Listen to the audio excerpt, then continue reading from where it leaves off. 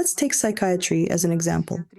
We've talked about how medicine will change and transform dramatically in the future. But for now, it's still a field that exists as we know it. The question is, does psychiatry have a future as a science in its current form? How should it transform to work more effectively? Who works in psychiatry? Psychiatrists. Doctors, psychologists, psychiatrists, psychotherapists. Well, psychotherapists, psychiatrists. Right. And psychologists are like a light version. You have to understand that any changes in people start with their parents and the internal state of those parents. It's always been that people go into psychology because they themselves have mental imbalances. That's a law. If there's no imbalance, they don't go there. So our task is to create conditions where harmonious people go into psychotherapy. People whose inner balance can help transform those with distortions which originally came from their parents' problems. Because the entire institution of having children needs to be completely rethought, and I know this might shock some people, but when someone desperately wants to have a baby, that's already a sign that their psyche is approaching it from a consumer mindset. That's already a psychological distortion. Because when a person is truly happy, evolving, living in joy, openness and flow, their children will come naturally, in the right time and in the right number. Okay, but you say that we need people who go into this field not out of trauma, but who are already healthy and harmonious. The thing is, life doesn't seem to work like that. We only develop receptors when something triggers them, when we felt the pressure or pain ourselves. Otherwise, we just don't pick up on it. It doesn't interest us. We're like, hey, that doesn't touch me. I'd rather do something more fun, especially if I'm already this harmonious person. The point is, right now, everything works by the principle of what I lack. That's what I go toward. We like a certain color not because it's objectively good, but because we're missing that frequency. We crave apples or oranges not just for taste. Our body literally lacks those nutrients and vitamins, and we need to reach a stage where we do things not from lack, but from fullness, from overflow. Because what's the usual principle of a psychotherapist? They help others to heal their own trauma. But what we need are therapists who already live in harmony, who want to share an abundance of balance with the world. That's a completely different level of transformation. I think psychology hasn't really seen that yet, except maybe in rare cases with saints or miracle workers. Let's hope it gets there. Moving on. Question 6. Tell us about web and graphic design. Will these professions like artists disappear? I'm guessing the question comes from the idea that before photography existed, artists were among the most in-demand professionals, especially in royal courts. Now we have neural networks and AI graphics. You can just give ChatGPT a brief and it'll generate any image you've mentioned before, that these images have no soul, and you can feel that. But still, what's the trend? Will artists disappear? I actually see the opposite. Artists and designers will become more and more and more in demand. Really? Of course. Because you have to understand, artificial intelligence is built on what humans create, on human experience. It can't generate anything on its own. It's just combining what designers and artists have already done. If there's no creative input, no human essence to draw from, it's empty. At the same time, AI will only become more soulful, infused with love, if you will, when the people programming and training it themselves have love, kindness, sensitivity, and an eye for beauty, because every true piece of art reflects its creator. And even when we're talking about AI, everything will depend on the human being, their creativity, their inner state that gets embedded into that software. I remember when we spoke with our friend, a fashion designer, about how in the future, small exclusive ateliers will become more valuable. That direct interaction between a living creative person and a client will be priceless.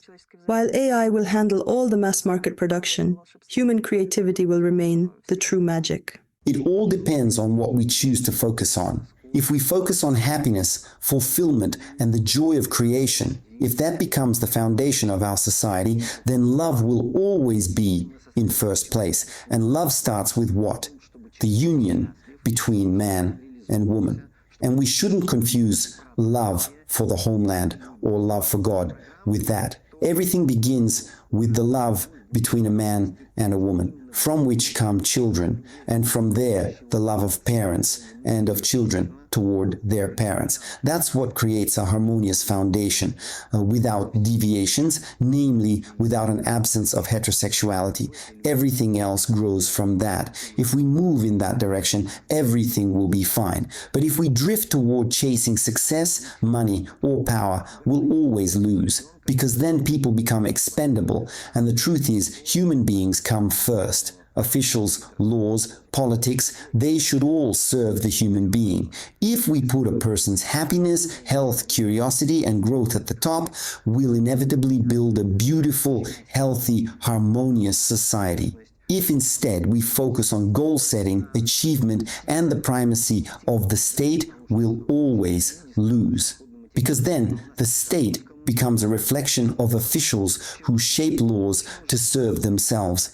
That's why, as soon as we put the man, the woman, and their state of happiness and harmony in first place, any society will become effective. Beautiful. Question 7. There's a profession that's already becoming quite popular.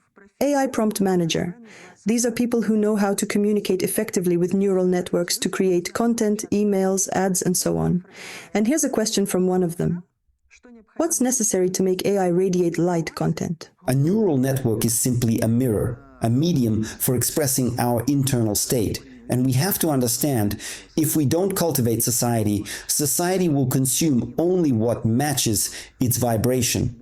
Unfortunately, most people still crave hot news or stressful content, things that spike adrenaline and make them feel alive. Our task is to shift society so that its hormones activate through endorphins and dopamine, through love, creativity, curiosity, and growth, not through conflict and fear. And as soon as we move beyond the clickbait mentality, you've seen how most media use headlines so disgusting they literally make you sick. They don't realize that when they manipulate emotion, it eventually creates repulsion. There's nothing real behind it. It's hollow. After a few exposures, anyone with a bit of intelligence and sensitivity stops engaging with that kind of content. We've talked about this before, that no matter what kind of product or information it is, if we embed even a small spark of genuine light and humanity into it, people will feel it. Exactly, but for that to happen, each of us must first become harmonious. We can only share happiness if we've lived it. We can only share love if we are love. We can only transmit beauty if we feel it deeply. And the key is to amplify what truly brings us joy. Because if we operate purely from logic and correctness, we lose. The real foundation is energy. And energy either comes from striving and control, which is lifeless, or from joy, which carries the pulse of life, and those who resonate with that frequency will be naturally drawn to it. So what about AI then? Tell me. Look, AI isn't good or bad. Isn't good or bad? It reflects what we feed into it. The main thing is to keep it infused with novelty, passion, pleasure, curiosity, and the energy of those who create it. The state of, I am a man, I am a woman. And God forbid we start defining ourselves by titles like, I'm a manager, I'm an artist, or I'm a professor. The next question is about aesthetics. Since you mentioned it, what about people of the future? Will they still want to look beautiful, change their image, express themselves through fashion? Or if they're literally glowing, will there be no need for that? Will the beauty profession still exist? Right now, the beauty industry is completely distorted. The image of beauty has been hijacked by plastic surgeons and cosmetologists who profit from it. It's like people from minority groups shape the modeling business in such a way that women should look like bicycles. Because, as we know, those minorities tend to see a masculine template everywhere, which in this view means girls should be without breasts or a butt. This shift has warped values. Many women now try to look like those bicycles, which is both unattractive and unhealthy. On the other hand, when surgeons and cosmetologists set the trends, people who lack self-awareness start chasing artificial beauty instead of natural beauty, which comes through fitness, diet, movement, and genuine self-care.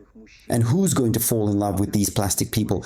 Only other plastic people who live by the rules of looking right. Okay, but there are still designers, stylists, hairdressers, people who actually want to highlight individuality, make someone more expressive or modern, bring out their natural beauty. Not everyone's doing it blindly. I believe there are ethical professionals even in beauty, maybe not now, but in the future. What's coming? In the future, the sense of beauty will still follow the principle of the golden ratio. Wherever it's present, in psychology, science, appearance, business structure, or design, there will be harmony if people promoting these things live in love, in balance, not identifying with their profession, and are genuinely inspired. Everything they create will be beautiful, soulful, attractive, and alive. They say the golden ratio itself is changing now, and that might affect us in the future. Maybe so. But for now, it's still relevant. Everything that brings health, harmony, or success aligns with the law of the golden ratio. Every flower, every natural form, every building, every person, every animal. When we find something beautiful, the golden ratio is always there. It's the frequency of beauty, youth, longevity, love, and harmony in relationships and in the body. Maybe it'll evolve someday, but right now, anything built on it will always resonate as beautiful, inside and out. There's also the question of the future where people literally glow, though in truth, every person already has some glow today. The thing is, some people Want to show it off. too much? It's like having a phone. When everyone has one, it stops being special. The point isn't to show it, but to use it consciously. It's like saying the future of humanity is no phones, when in reality it's moving toward telepathic communication, direct emotional and sensory connection. Still, remember what we talked about. My husband sometimes takes my photo and says, "You look so beautiful today." Then he looks at the picture and goes, "Ugh, delete." Well, maybe I wouldn't say but the truth is, gadgets can't capture what we feel. They crop out the emotional frequency. When I look at you in person, I feel it, but the camera flattens that experience. It can't convey the living field, the energy between us. It's like looking at a mannequin versus a living person, like chatting online versus sitting at a table with friends or being in a theater. It's completely different. Our job is to keep that sensitivity alive, because the more we move online, the more we degenerate. Growth happens through in-person energy exchange, through real human fields interacting.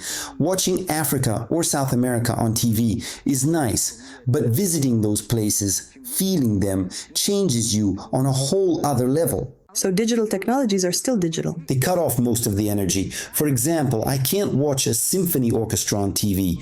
It's flat. But when I'm there in person, it takes my breath away. Why? Because most of the sound and vibration is lost through digital transmission. So technology is digitizing us, forcing us to adapt to its reality.